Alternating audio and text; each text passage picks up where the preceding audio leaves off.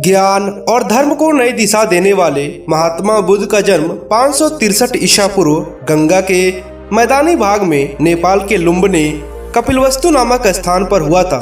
इस समय भारत को जम्बू द्वीप के नाम से जाना जाता था। बुद्ध का जन्म रोहिणी नदी के किनारे बसे शाक्य वंश में हुआ था। उनके पिता शुद्धोधन और माता माया देवी थी। बालक बुद्ध का भविष्य जानने के लिए विद्वान एवं साधुओं को बुलाया गया। उन्होंने बताया कि यह बालक या तो चक्रवर्ती सम्राट होगा और पूरी पृथ्वी पर राज करेगा या बुद्ध होगा। समस्त जीवों के कल्याण के लिए इस बालक ने जन्म लिया है। स्वयं धर्मराज इस पृथ्वी पर अवतरित हुए हैं। यह गरीबों, दुखियों और असहायों के कष्टों से मुक्ति दिलाएगा। विद्वानों और ब्राह्मणों ने बालक का नाम सिद्धार्थ रखा, जिसका अर्थ है वह बालक जिसका जन्म सिद्धि प्राप्ति के लिए हुआ हो। बाल अवस्था एवं शिक्षा, बौद्धिक और आध्यात्मिक विषयों से सिद्धार्थ की बहुत रुचि थी। इनके गुरु विश्वामित्र ने इन्हें वेद और उपनिदेशों की शिक्षा दी।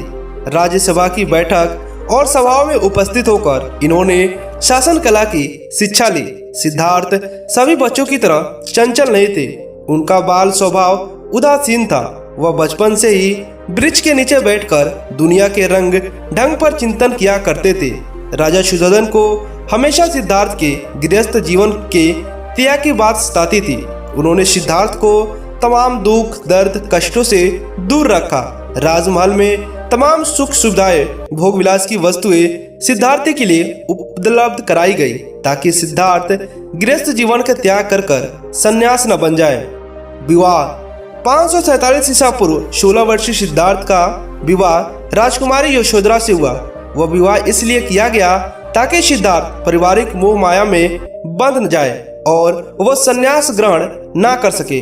परंतु सिद्धार्थ कभी भोग विलास की चीजों को अपने ऊपर हावी नहीं होने दिए। सिद्धार्थ अपनी पत्नी से ढेर सारी ज्ञान की बातें किया करते थे। उनका कहना था, पूरे संसार में केवल स्त्री ही पुरुष की आत्मा को बांध सकती है। इसी बीच यशोधरा ने पुत्र राहुल को जन्म दिया। सिद्धार्थ महल में रहकर भी वह बाहरी दुनिया के बारे में चिंतन के कारण भोग विलास की चीजों का आनंद उन्हें फीका लगता था। वह पारिवारिक मोह माया को कभी अपने लक्ष्य की प्राप्ति का मध्य में नहीं आने दिया।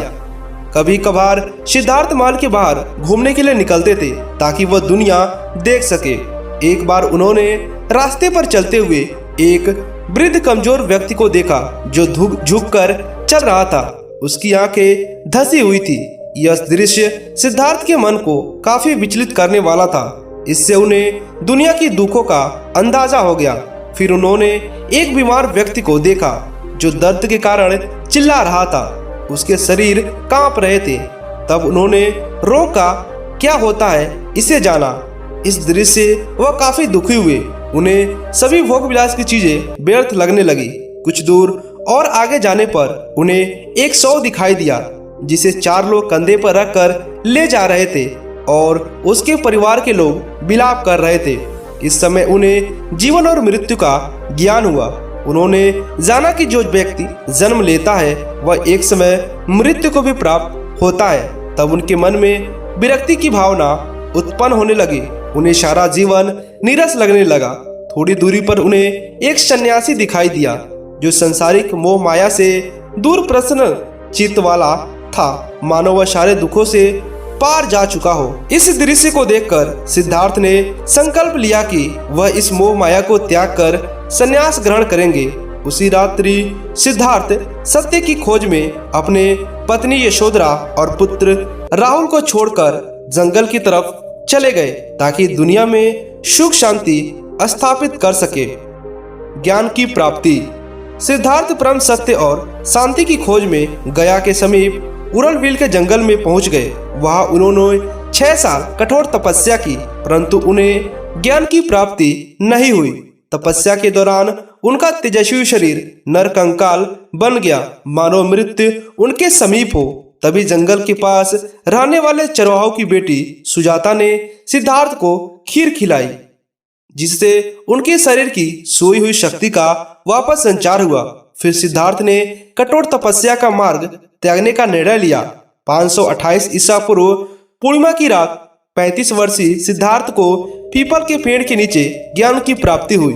इस पीपल के वृक्ष को बोधि वृक्ष के नाम से जाना जाता है तथा गया के स्थित इस स्थान को बोध गया के नाम से पुकारा जाता है। महात्मा बुद्ध के उपदेश। महात्मा बुद्ध का उपदेश मानव जाति के हित के लिए था।